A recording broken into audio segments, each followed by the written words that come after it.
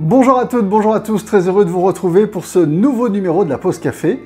Une pause café qui va me permettre de vous faire rencontrer alors un copain qui est serrurier. Je peux vous dire que c'est un métier qui est vraiment étonnant. Il s'appelle Didier, je vous propose qu'on le rejoigne dans un instant.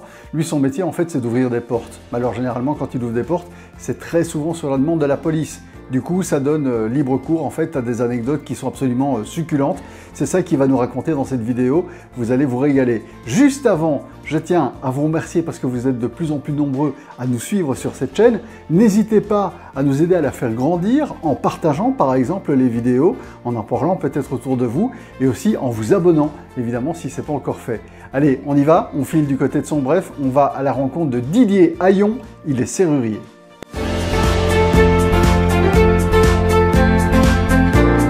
Salut Didier.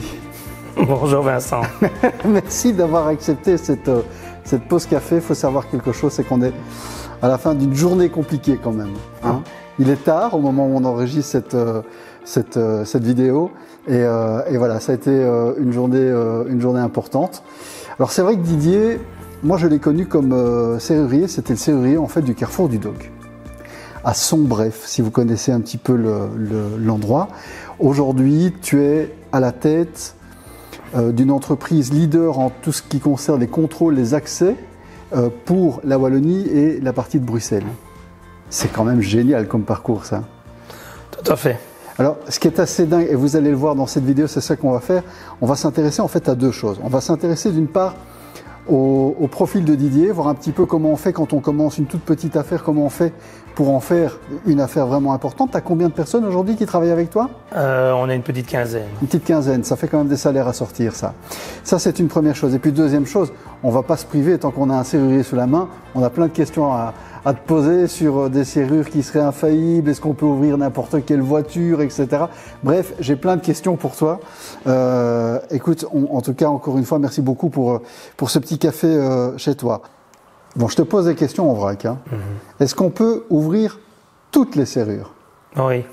Vraiment? Il n'y a jamais une serrure qui t'a résisté? C'est pas une question de m'a résisté. Une serrure, il y a toujours moyen de l'ouvrir. Maintenant, c'est le facteur temps et le facteur bruit. Il y a des serrures, il y a des portes qu'on ouvre au bout de quelques secondes parce qu'elle est simplement claquée, qu'il y a du jeu et qu'on a le matériel adéquat pour l'ouvrir facilement.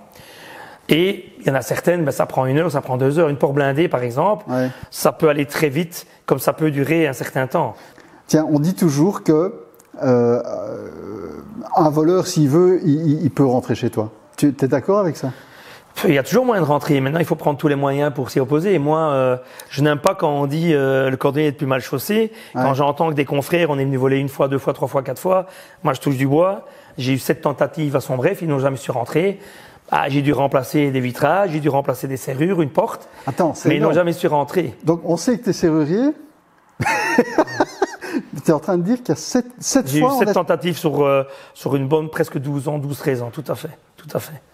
En fait, c'est des mecs qui voulaient te mettre au défi, ça. Non, parce qu'il y a eu de tout. Une fois, on est venu avec un tournevis Pitbiche. Une fois, on a essayé d'attraper le cylindre. La toute dernière fois, ils sont venus avec une masse et ils ont essayé de passer à travers la vitre. C'était vite de sécurité.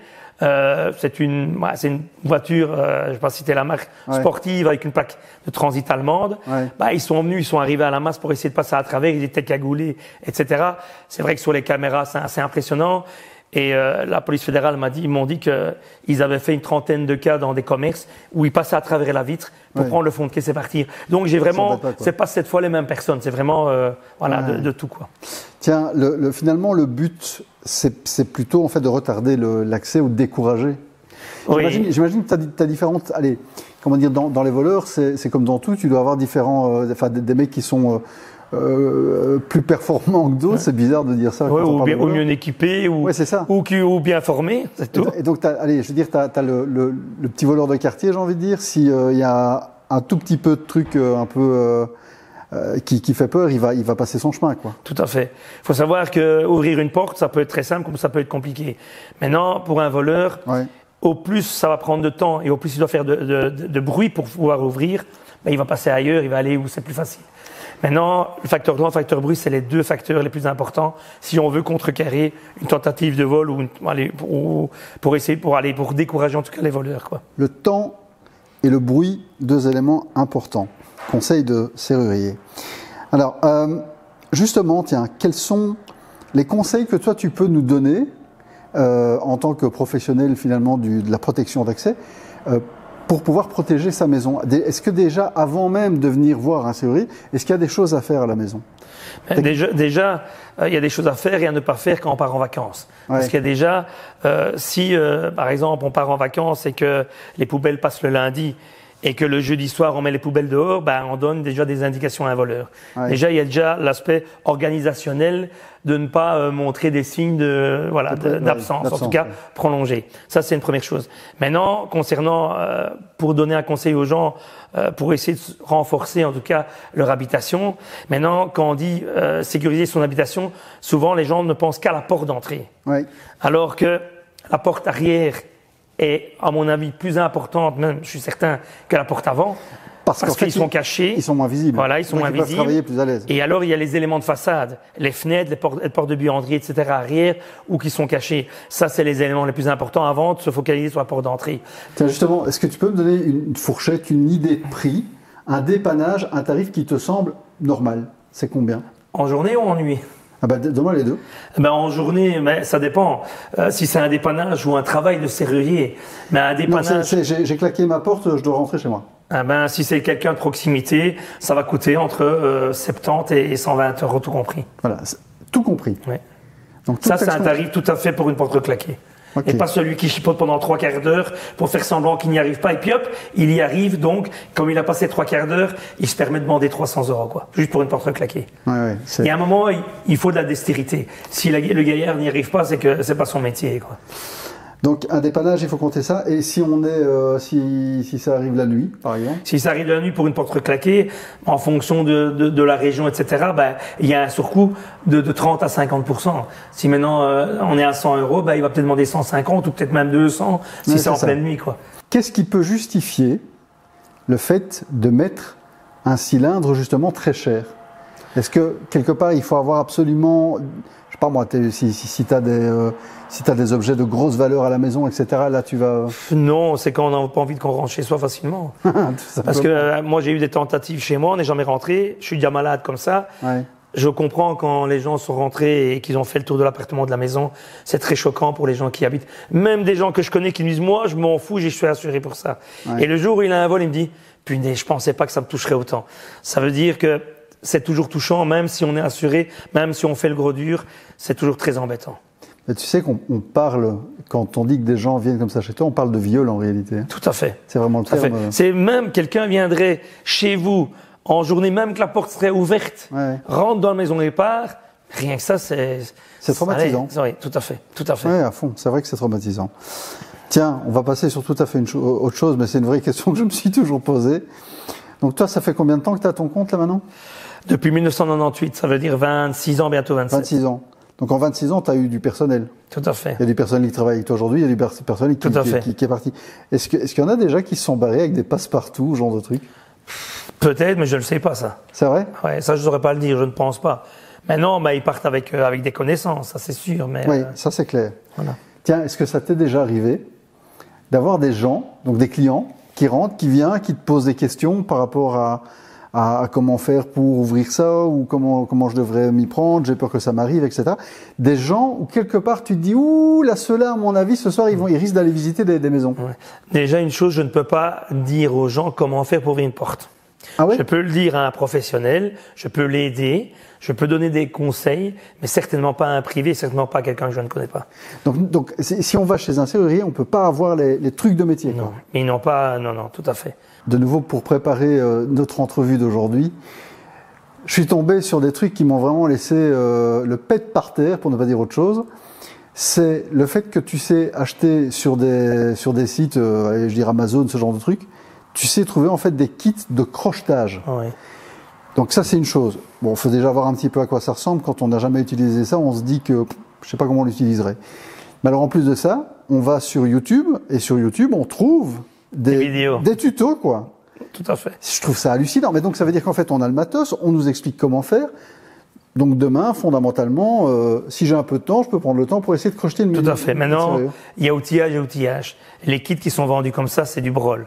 C'est vraiment des outils qui tiennent pas la route. Ouais. Si on veut un vrai outillage, si c'est pour l'utiliser couramment, on doit acheter de l'outillage professionnel. Ça coûte très très cher. Ouais. Une petite pochette avec 13 ou une vingtaine d'outils pour pouvoir faire du crochetage, pour pouvoir enlever des clés cassées, pour faire du nettoyage de cylindres, etc. Ben, on est tout de suite à des 70, 80, 90 euros. En général, sur ces sites Made in China, c'est des kits à 15 euros, 20 euros. Et encore, il y a peut-être 50 outils ou 80 outils. Moi, je parle qu'une petite vingtaine d'outils. Je m'intéresse à ton métier dans l'entièreté. Quel est le chantier ou la demande la plus folle qu'on t'ait formulée à toi? Il y en a plusieurs. Et ça dépend dans le temps. Ouais. Il y a 15 ans d'ici, on m'a demandé de mettre des portes blindées dans les chambres d'une maison avec une porte blindée comme à la porte d'entrée de la maison. Allez. Et c'est vrai que sur le coup, quand on est venu au magasin et que la personne me demande ça, j'ai dit, alors quand il est sorti, je dis, les gens deviennent fous. Ouais. En fin de compte, on a pris les mesures, on a mis des portes blindées dans la chambre des parents et de l'enfant. Et là, j'ai compris qu'il leur fallait ça. La personne s'était fait carjacker. Il venait d'avoir sa nouvelle voiture. Ouais. Et puis, quand il a eu sa nouvelle voiture, ils sont venus le chercher dans son lit pour voler la voiture. Mais non. Avec alarme, etc. Homejacking. Homejacking. Donc là, j'ai compris qu'il avait besoin de sécurité. Et c'est vrai que quand on a été placé les deux portes aux chambres, il m'a dit lui-même, Monsieur Ayon, maintenant, je vais bien dormir. Ouais. Mon enfant va bien dormir, je vais bien dormir. Quand ils vont essayer d'abîmer la première porte blindée, il y a une alarme. Ils vont rentrer, ok, mais ils ne sauront pas venir me braquer dans mon lit. Ouais, et c'est là que j'ai compris, en effet, ils avaient vraiment besoin de ça pour continuer à vivre sereinement. Ah, écoute, moi je peux te dire que ça m'est déjà arrivé une fois, où en fait, comment dire, je suis à l'étage de la maison, et puis en fait, on entend des pas en bas. Et au début, moi je pense que... alors, pour la petite histoire, j'avais mon lave-vaisselle qui tournait, tu vois, je le lance le soir, et je me suis dit, à mon avis, c'est ça le bruit. Et puis en fait, non, t'entends vraiment qu'il y a des pas, etc. machin. Et là, en fait, tu réalises, tu te dis, mais attends, je suis chez moi, je suis en pleine nuit, et il y a quelqu'un qui se balade en bas de chez moi. Et là, en une fraction de seconde, tout passe dans ta tête. Tu te dis, le mec, il est armé, le mec, c'est Rambo, il a, je sais pas ce qu'il a. Est-ce qu'il va monter et moi, il va me coincer? Est-ce qu'il faut que je descende? Qu'est-ce que je fais? Et comme je suis pas du genre à avoir une arme à la maison, tu y réfléchis à deux fois, quoi. Tout à fait. Moi, j'ai mis une chaussette autour de ma tête et je suis descendu franco. Et le fait qu'il entende du bruit... C'est le meilleur. Allumer des lampes, faire du bruit. Il s'est barré, quoi. Tout à fait. Imagine que moi, je veux rentrer demain chez mon voisin. Je t'appelle, je sais qu'il n'est pas là, le voisin. Il est peut-être en vacances, ok? Je t'appelle, je te dis, voilà, en fait, c'est chez moi, mais je ne sais pas rentrer, etc. Qu'est-ce que tu vas prendre, toi, comme précaution? Moi, déjà, premièrement, il va remplir un document. Deuxièmement, je prends un copier quand il vient au magasin, surtout s'il n'habite pas sur place, c'est copier de carte d'identité recto verso. Ok. Quand j'ai vraiment tout ça, parce que malgré ça, je me suis quand même fait prendre. Hein. Un jour, je prends toutes mes précautions. Mon personnel sait tout ça. Et un jour, quelqu'un se présente un samedi, avant midi. Il me dit, voilà, il faudrait que j'ouvre chez mon papa. Il a été hospitalisé. Il a fait une crise cardiaque. Et il y a le chat qui est à l'intérieur, il faut que je vide le frigo, etc. Ça avait l'air tout à fait plausible. Donc, copie de carte d'identité, recto verso, il remplit les papiers. J'arrive là-bas, il sort de sa voiture, je sors de la camionnette. Première chose que je fais, je vais sonner chez le voisin. Ouais. Il me dit, mais c'est pas là, c'est là. Je dis, je sais. Je vais chez le voisin. Le voisin arrive, il me dit, bonjour, voilà, je suis serrurier. Est-ce que vous connaissez? Oui, c'est le fils de mon voisin. Donc, il confirme. Jusque-là, tout va bien. Tout est bon. J'ouvre la porte. Il me montre qu'il y avait le chat. On voit que ça sent pas bon, le frigo, voilà, etc. Ouais. J'ouvre la porte, je change de cylindre, ouais. Je donne les clés, il remplit les papiers, il me paye, pas de problème, tout va bien. Un beau jour, un appel de la police, mais plusieurs semaines après, hein, si pas 2-3 mois, même vraiment longtemps plus tard, je reçois un appel au magasin, on me demande à me parler, donc j'ai la police au téléphone. Est-ce que vous avez procédé à une ouverture d'une porte, bazar, tel endroit? Je sais pas, je vais regarder, puis en effet, je dis oui, c'est même moi-même qui ai été. Est-ce que vous savez que le propriétaire a porté plainte après vous? Ah bon? Oui, il est sorti d'hôpital et sa maison a été vidée. Ah! Donc moi, ouf. Donc j'ai donné l'identité, etc. Moi, ça a été fini. Le fils a vidé la maison de son papa pendant qu'il était à l'hôpital, tout simplement. Quoi. Ah, hallucinant. Et j'ai pris toutes les précautions qu'il fallait prendre. Ah, c'est dingue. Voilà. Ça va, Didier? Ça va très bien. Ça gagne bien, serrurier? Si on travaille, oui. Ou si, comme certains, attendent le travail et facturent fort les gens et font qu'un dépannage par jour. Ça peut bien gagner aussi. Tout à fait. Tiens, est-ce que tu trouves que les voleurs sont efficaces, toi? Est-ce que tu en engagerais des voleurs? Est-ce que tu as déjà engagé des voleurs? Non, mais j'ai déjà eu... Enfin, ils ne te l'ont pas dit, en même temps. Oui, mais je pense pas. En tout cas, de toute façon, il faut savoir qu'une chose, on en a parlé tantôt, mais on n'en a pas été plus loin. Il faut savoir qu'aujourd'hui, en tout cas, moi, quand je me suis mis indépendant à Sombref, Ouais. J'ai travaillé énormément pendant des années avec la police, Ouais. les différentes zones, pour des perquisitions, pour Ça, on va en parler tout à à un l'heure. moment pour des adultères, etc. Ouais. Il faut savoir que la police, les zones de police, font quand même des recherches sur ceux qui font de la serrurerie dans leur zone. Ah oui. Oui, ça, j'ai des chefs de zone qui me l'ont déjà dit, même parfois sur le personnel aussi. Tiens, dans le rayon des anecdotes, est-ce qu'on t'a déjà demandé d'ouvrir des trucs un peu cocasses ou enfin, je sais pas. Mais j'ai déjà eu un adultère où il y a un détective privé qui est là. Il faut savoir que ça faisait des mois et des mois qu'on annulait à chaque fois. On Ouais. disait 16 pour cette nuit. Et puis on m'annulait à 22h, 23h. Ça a duré comme ça des mois. Et un beau jour, on me dit voilà, cette nuit, c'est vraiment cette nuit. Il faudra être prêt à 5h du matin, etc., etc. Donc voilà, je mets mon réveil. J'arrive à l'endroit un peu en avance. Et puis, je repère, avant que les gens arrivent, je repère un peu comme ça. Et comme je suis garé un peu plus loin, je rentre dans une aubette de bus. Ouais. Il est quoi? Il est 5h moins 10 du matin. Ah, y a pas Il fait un encore chat. noir. Il y a la lumière de la rue. Donc, je me mets dans l'aubette de bus et j'attends. J'attends 5 heures. J'attends que la police arrive, etc. Puis, à un moment, il y a quelqu'un qui met son bras sur mon épaule. Et là, j'ai un coup de frayeur, un coup de vent. Parce que le détective était dans l'abri de bus, assis sur un petit tabouret comme s'il était à la pêche, là, un petit trépied, et il était dans le noir, et je l'ai pas vu. Ah, c'est dingue, Et donc ça. là, bien sûr, la perquisition, là, l'adultère commence, il toque à la porte, la personne ne vient pas ouvrir, donc on me demande d'ouvrir la porte, donc j'ouvre la porte, puis il rentre, moi je reste toujours en extérieur, il y a un policier, etc. Et puis ça dure, puis le détective reçoit un appel, et il dit oui, il est là. Donc me voilà, on me demande pour aller ouvrir une porte, quoi, mais une porte d'un genre d'une grande armoire, je veux dire Louis XVI, en bois, en chêne. Attends, donc là, t'es rentré dans la maison, la police est là. Ouais. Tu rentres, vous voyez personne. Ouais. On voit la dame est là, mais on n'a pas soi-disant la personne qui doit être prise en adultère. L'amant n'est pas là. L'amant n'est pas là. Et il y a une armoire. Et il y a une grande armoire. Dans la chambre. Non, dans le haut d'entrée. Dans le haut d'entrée. Et dans le palier, sur le palier. Il y a une grande armoire. Et on te demande d'ouvrir le... C'est-à-dire qu'il cherche partout, il ne le trouve pas. Et le détective dit, il est toujours là. Donc, à un moment, on voit une grande armoire, on me demande de l'ouvrir. Parce que, comme par hasard, elle n'a pas les clés. Donc, je retourne à la camionnette, je prends des clés des clés anciennes de meubles. Puis, à un moment où j'ouvre la serrure, il y a 8 doigts qui apparaissent. et le gaillard était dedans, à poil. À poil. Voilà. Voilà. C'est énorme. Oui, j'ai eu un autre cas, même chose, c'était du côté de Waterloo où il était replié dans le clic-clac, quoi. Quoi? Elle avait retiré les coussins du clic-clac, le coussin a été mis dans la buanderie, et de nouveau on cherche partout. Et là c'est vrai que la personne qui m'emploie me dit, mais dis comme ça, mais c'est quoi ce matelas mais c'est pour quand des amis viennent dormir à la maison. Et là il dit, mais vous avez un clic-clac? Puis là, pour finir, on enlève les coussins du clic-clac et il était plié dedans, aussi à poil, plié dedans dans le clic-clac, quoi.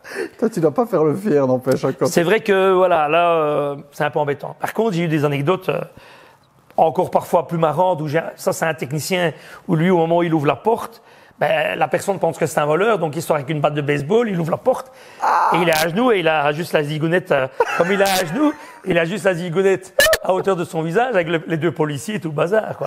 Attends, Voilà. j'imagine la scène. Le mec Comme j'ai déjà eu une fois où là, j'ai dû courir très vite, et là, où la personne a couru après moi avec une batte de baseball, quoi. Mais non. Parce que j'avais ouvert la porte. Donc, Pas de content. folie, il a couru après moi, et Mais- j'ai couru vite à ce moment-là. Sérieux, quand on rentre chez toi, enfin quand c'est la police en fait qui rentre chez toi, tu dois quand même pas faire le fier, quoi. Mais il y en a, ils les font plus les malins encore plus. Sérieux? Ouais. Il y en a, ils avouent tout de suite, ou voilà, il y a même pas besoin ils doivent juste signer un papier. Et il y en a d'autres, ils font les malins, quoi. Ils provoquent, etc., etc. Alors, quoi. entre guillemets, ça c'est les chouettes côtés, enfin les chouettes côtés, côté un peu comique. En tout cas, ça se raconte facilement. À côté de ça, toi, tu es aussi amené à devoir ouvrir des portes pour des perquisitions. Ouais. C'est moins marrant. La drogue, ce genre de truc. Ouais. Est-ce que tu t'es déjà retrouvé, toi, dans des situations où tu t'es senti, toi, en danger? Ben, on se sent déjà en danger avant d'y arriver. Pourquoi? Parce qu'au départ, on ne sait rien. On nous demande simplement d'ouvrir une porte. Ouais. Alors, il faut tu sais pas le motif, tu sais. Ah non, le motif, je le reçois quand je reçois le réquisitoire. Okay. Alors là, je vois en général le pédigré de la personne. Ouf. Et c'est vrai qu'après, quand on voit le pédigré, la main armée, ceci, on voit pas mal de choses. Ouais. Mais au début, non, on ne le sait pas. Donc, on se présente et on ouvre la porte. Maintenant, c'est vrai que parfois, quand on voit le nombre de policiers, on voit un peu les brigades ou quoi, mais on sent que parfois ça peut être chaud, quoi. Voilà. Et est-ce que ça t'est déjà arrivé de devoir aller ouvrir des portes de gens que tu connais? Mais c'est arrivé 2 fois. Non, une fois, c'est une perquisition pour des stupéfiants. Ça m'a choqué parce que sur les gens n'étaient pas là. La dame avait été prise à l'aéroport avec je sais pas si c'était 1 kilo, mais un gros sac d'héroïne de l'étranger avec un enfant. Ça veut dire, mais ça je ne le sais pas non plus à ce moment-là. Moi, à ce moment-là, je me demande simplement d'ouvrir la porte. J'ouvre la porte de l'habitation, puis les gens rentrent, ils demandent un témoin, et puis en fin de compte, moi je change la serrure, et c'est vrai que qu'est-ce que je vois sur les murs? Je vois la photo de gens que je connais de mon village, et c'est vrai que ça c'était choquant. Est-ce que tu as déjà des gens chez qui tu as dû rentrer, enfin ouvrir la porte, qui après ça vraiment t'ont fait des... J'ai déjà eu des menaces. J'ai eu des menaces, des menaces de mort, des menaces de venir casser la vitrine, etc. chez moi. J'avais juste changé les serrures chez une dame et son mari qui pouvait pas approcher à moins de 200 mètres de la maison pour violence, etc. Mais quand il a vu ça, il a voulu, il m'a fait des menaces, il est venu pour me frapper. J'ai pris mon marteau pour me défendre. Wow. Et ça a été plus loin, quoi. Oui, non, ça a été plus loin. J'ai dû aller à la police, etc. Et est-ce que parfois, là c'est limite glauque, hein, est-ce que parfois on te demande d'ouvrir des portes parce que ça fait un petit bout de temps que la personne n'est plus sortie? Oui, ça est arrivé plusieurs fois. Ouais.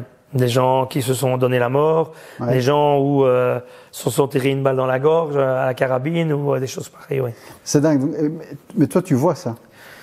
Je le vois parce que j'ai pas le choix. Là, je l'ai vu parce que quand j'ai ouvert la porte, il était sur la chaise, avec la colonne crânienne ouverte, quoi. Il était là. Tiens, c'est une bête question, hein, mais je me dis j'imagine le choc que ça doit faire de voir certaines choses. Parce que tu dois avoir des gens qui sont pas très beaux, hein, quand tu ouvres des portes comme ça. Dans le cadre de tes cours, quand tu as fait les cours de serrurier, etc., est-ce qu'il y a un volet qui parle à un moment donné de ce genre de Mais cas? non, parce qu'on n'est pas censé, on ne parle pas des ouvertures de portes. Jamais? Non. Pourtant, en tout cas, pas pour les 2 premières années. Parce que pourtant, ça fait partie de ton métier. Oui. Tu m'as aussi raconté qu'il s'est passé une histoire assez folle où tu te retrouves comme ça en perquisition avec des mecs qui font un peu peur, quoi, bien basés, etc., machin. Et dans le tas, il y a un des policiers qui t'appelle par qui ton fait nom. une grosse bêtise là. On me demande de faire une perquisition très rapide, tout de suite. Donc on me donne un lieu de rendez-vous. Il y a une voiture banalisée qui m'attend. Okay. On me demande avec quoi je roule, donc voilà, j'arrive sur la place, on me prend en charge, je les suis, et on arrive à l'endroit de cette perquisition où il y a 20 policiers, le chien, etc. C'est un gros truc, quoi. C'est un truc assez important, parce qu'à ce moment-là, c'est pour des armes et des stupéfiants. Et c'est vrai que moi, je suis pas habillé en policier comme beaucoup de policiers. Je suis habillé en civil. Donc, je fais l'ouverture de porte. On me demande d'ouvrir des portes intérieures. Et là, c'est vrai qu'ils retrouvent des armes, ils retrouvent pas mal de choses. Mais entre-temps, le propriétaire arrive. Et c'est pas un petit main, c'est l'armoire à glace. Donc là, moi, je fais comme les policiers. Je fais les bras croisés. Il y en a 2, 3 qui regardent. Puis les gens qui fouillent. Et moi, je fais comme l'un ou l'autre. Je fais comme si j'étais un responsable. Comme si t'étais un flic, quoi. Comme si j'étais un policier. Donc, je fais qu'assister, quoi. Et puis, le chef de zone, il me demande ma carte de visite, mais discrètement. Je fais, oui, je vais vous la donner, mais je peux pas la donner vu que la personne est là. Puis à ce moment-là, il y a un autre policier qui vient et qui me dit, Monsieur Ayon, je peux avoir votre carte de visite? Je fais, chut, s'il vous plaît, chut. Parce que l'autre, il essaye d'écouter ce qui se passe. Oui, on a besoin de votre carte de visite pour remplir les papiers. Donc voilà, donc il connaissait mon identité. Il m'a fait des petites menaces, il m'a un peu, il m'a fait chauffer à ce moment-là et voilà. Tiens Didier, maintenant on va s'intéresser à un autre volet, les clés de voiture. une clé de voiture, ça permet de rentrer dans le véhicule et ça permet de démarrer. Démarrer, d'ouvrir la boîte à gants ou le bouchon de réservoir. Je me posais cette question. On est à l'ère où maintenant tu sais rentrer dans ta voiture sans clé. Enfin, sans clé, c'est-à-dire qu'il faut toujours, comment dire, l'avoir dans la poche, etc., machin. Mais finalement, est-ce que c'est plus sûr qu'avant ou est-ce que c'est moins sûr qu'avant ce système? Ça dépend pour qui. T'en penses quoi, toi? Ça dépend pour qui. Aujourd'hui, malheureusement, c'est passé dans les médias il n'y a pas longtemps. Ouais. C'est vrai que ce système de proximité, quand on a les clés en poche, quand on arrive, la voiture s'ouvre, c'est un confort. Ou quand on prend la poignée en main, c'est un confort qu'elle s'ouvre. Maintenant, ça devient toujours des rayonnements, pas des rayonnements. Je ne connais pas les termes techniques, mais simplement de la proximité, de la géolocalisation. Il faut savoir qu'aujourd'hui, on a vu il n'y a pas longtemps dans les médias, où un policier arrête une personne, trouve un boîtier sur lui, qu'il a acheté sur Internet, un bête boîtier, ou que quand il le met en service, les personnes qui veulent ouvrir ou fermer leur voiture, ils ne savent plus, mais ils ne le savent pas. Donc la personne qui quitte sa voiture, qui met le système en route, la personne, comme tout le monde, on part de la voiture, on appuie, ouais, mais sans regarder. Et on ne regarde pas parce qu'il fait clair, on ne voit pas que les clignoteurs ont fonctionné, on a l'impression que les portes sont fermées. Ouais. Quitte le véhicule, avec cet appareil, le véhicule n'est pas fermé. C'est quoi, c'est un brouilleur en fait? C'est un brouilleur, tout à fait. Et la personne, le policier, a fait le test avec sa propre voiture. Et ça marche. Et il s'est aperçu que ça fonctionnait très bien.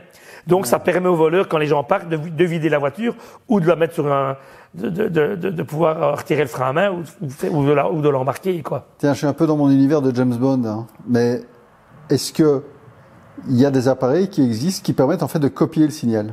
Genre, ouais. Je suis là et je ferme ma voiture, toi tu as un appareil qui va réceptionner mon signal et qui va pouvoir quelque part après l'utiliser. Tout à fait. C'est pas mon domaine tout ça, mais j'ai vu des vidéos, j'ai discuté avec des confrères un peu spécialisés là-dedans. Ouais. J'ai été incroyablement surpris de ce qu'ils m'ont raconté. Il y a des vidéos sur Internet. Aujourd'hui, on conseille aux gens de pas mettre la clé de la voiture juste derrière la porte d'entrée, parce qu'ils peuvent aussi copier la clé à distance. Alors, écoute, moi, ouvrir le véhicule et partir avec le véhicule. Moi, j'ai vu un truc et je voudrais avoir ton avis là-dessus. J'ai vu c'était une vidéo sur le site internet d'RTL, donc en France, où en fait, c'est une vidéo qui doit dater, je pense, d'il y a 1 an ou 2, où on voit, en fait, ça se passe, c'est dans une résidence pavillonnaire.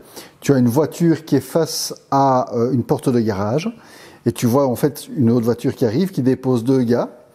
Et en fait, les gars sont très cool. Il y en a un qui reste tout près de la voiture. Et il y en a un qui est avec une tablette. Exactement. Tout à fait, j'ai vu ça. Et il va tout près de la porte. Et il réceptionne, il fait l'intermédiaire entre la voiture et les clés de la voiture. Exact. Et il va ouvrir la porte pendant... Il y a un moment, c'est parce que il faut être 2 parce qu'il doit l'ouvrir vraiment à ce moment-là. Oui, c'est ça. Pour voir le véhicule et ils savent démarrer le véhicule. Mais tu vois, alors ça, je me posais la question, je me dis, ok, très bien. Donc en réalité, c'est jamais qu'un appareil qui fait une espèce d'amplificateur du signal, de la clé qui est peut-être bien effectivement de l'autre côté de la porte. Mais je me dis, ok, les mecs démarrent la voiture à ce moment-là, ça marche. Mais si tu n'as pas la vraie clé dans la bagnole, au bout d'un moment, elle s'arrête ta voiture. Normalement, c'est au moment où il coupe le contact. Mais moi, je serais pas surpris que l'appareil garde en mémoire le code. Ah ouais? Oui. Tiens, de nouveau, là, c'est un truc de gosse, mais est-ce que ça existe, une machine où tu te trouves au milieu d'une rue, t'appuies sur un truc et c'est en train de scanner et ça peut t'ouvrir toutes les bagnoles? Je n'y crois pas. Je n'y crois pas encore aujourd'hui. Pourquoi? Parce que toutes les voitures sont des technologies différentes. Ouais. Les années aussi pour une même marque. Donc il faudrait vraiment le scanner qui a toutes les fréquences, qui a tous les... En même temps, ça, j'y crois pas. Ouais, tiens Didier, est-ce que tu penses que dans le futur, on n'aura plus de clés? J'en suis certain. C'est vrai? Ouais, j'en suis certain. À quoi ça va ressembler le futur de nos maisons, de nos voitures? Comment c'est quoi? C'est avec l'iris des yeux, tu penses que ça moi, je pense que, en tout cas, les études sont très très loin aujourd'hui et beaucoup de fabricants, entre autres Salto, a sorti ça aussi. C'est la reconnaissance faciale. La reconnaissance faciale, c'est un lecteur un peu comme un parlophone. Vous arrivez devant, vous devez même pas présenter un badge ou quoi, il va vous ouvrir la porte. Tout simplement, directement. La personne qui n'a pas de reconnaissance, c'est pas ouvrir la porte. Et tu penses qu'à terme, il y aurait par exemple des caméras qui sont en fait des caméras de surveillance, qui auraient cette capacité ça existe déjà, ça. Hein.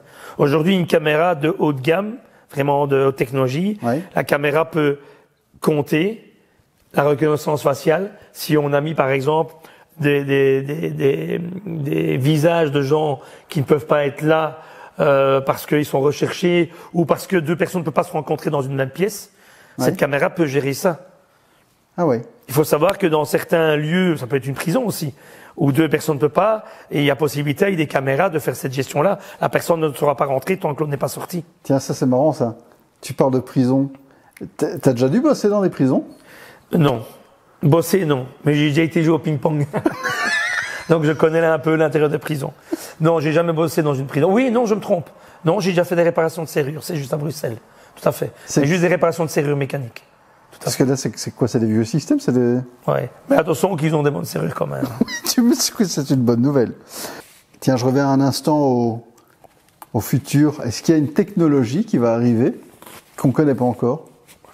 Les technologies qui sont à la pointe aujourd'hui, qui sont en développement, qui existent, mais on essaye d'avoir un coût très très bas, c'est ne plus avoir de parlophone à la porte d'entrée. C'est un QR code. On le lit. Quand on appelle, on arrive directement sur la personne sur son smartphone en visio. Et on ouvre la porte à distance, sans fil. Ah oui, c'est ça l'idée. Ça, c'est des choses qui fonctionnent déjà aujourd'hui, mais il faut que ça soit abordable pour tout le monde. Ouais, c'est ça. La reconnaissance faciale, aujourd'hui, c'est plus d'appareils, c'est déconnecté, tout est connecté, quoi. Et un minimum de tirage de câbles et tout ce qui s'ensuit, quoi. Didier, toi, on en parlait en commençant cette interview. Tu as démarré, tu as travaillé pour un patron, puis tu as commencé avec ta petite serrurerie qui a pris de l'ampleur. Et aujourd'hui, il y a DAO System, où tu es plutôt dans le contrôle d'accès. Enfin, tu continues évidemment ton métier de base en parallèle. Est-ce que tu es heureux, toi, aujourd'hui? Professionnellement, j'entends. Ça devient compliqué. C'est vrai? Ça devient compliqué. Qu'est-ce qui est compliqué? L'ambiance, c'est-à-dire qu'avant cette pandémie qu'on a eue, je pense, ou ça a ressenti en tout cas. C'est ton vécu. Oui, que c'était la belle vie.